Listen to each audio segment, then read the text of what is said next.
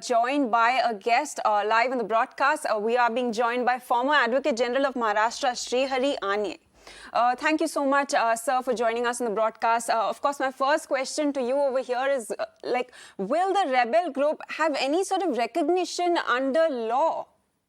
As far as this floor test, which the Maharashtra governor has asked Chief Minister Uddhav Thackeray to face tomorrow, is concerned?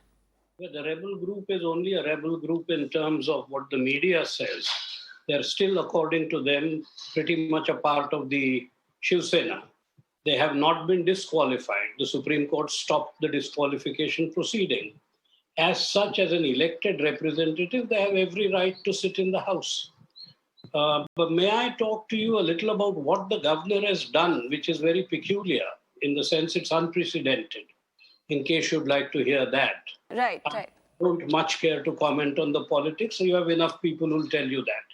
But the governor writes a letter to the legislature and tells the secretary of the legislature that he has actually received two communications, one from 7 independent MLAs. Both these are dated 28th of June. 7 independent MLAs who want a floor test because, according to them, government's lost majority. And another, late last night, from the leader of the opposition, that would be Mr. Fadnavis of the BJP, also saying that a floor test is now called for because the government has lost majority. The chief minister has already been, the governor has already sent a letter to the chief minister telling him that I want you to conduct a floor test. And this morning, he issues a letter to the secretary of the legislature in which he says certain very, very unique things.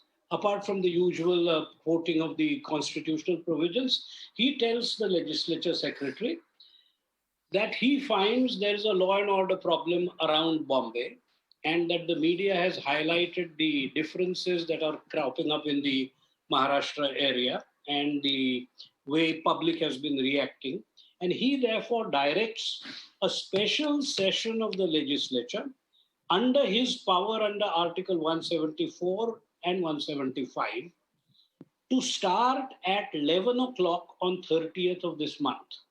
Right. He also says that it must be concluded before 5 p.m.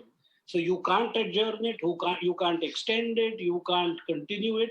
It has to be complete. He also says that law and order has to be taken care of, if necessary, by deploying security. Right. Now, obviously, the police would attend to that outside the house, but they can't enter the house. So there would be a necessity to set up some kind of law and order control within the house. All this is pretty significant, mind you. This is very unusual. But what is most unusual is that the governor tells the secretary exactly how the House should vote. There are rules about voting in the House, and several methods are prescribed. Voice vote, for instance, is the most popular one. But voice vote is also the most debatable one because you never really know whether the voice vote carried or didn't carry, and a lot of fighting goes on about it. Therefore, the governor says that I want every member to rise in his seat and show his vote.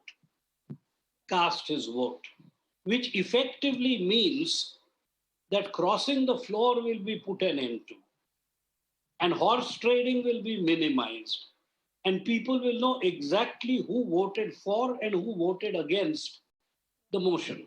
Now, that is unusual. It has not been done before, at least in Maharashtra. The last thing that the governor says is equally unusual, but perhaps under circumstances understandable. He says, I want the whole proceeding to be recorded. And I want you to send me a video of the recording that you've done so that I will look at it and decide what's exactly happened there and whether it's acceptable to me or not. So he's doing these under his special powers in the Constitution.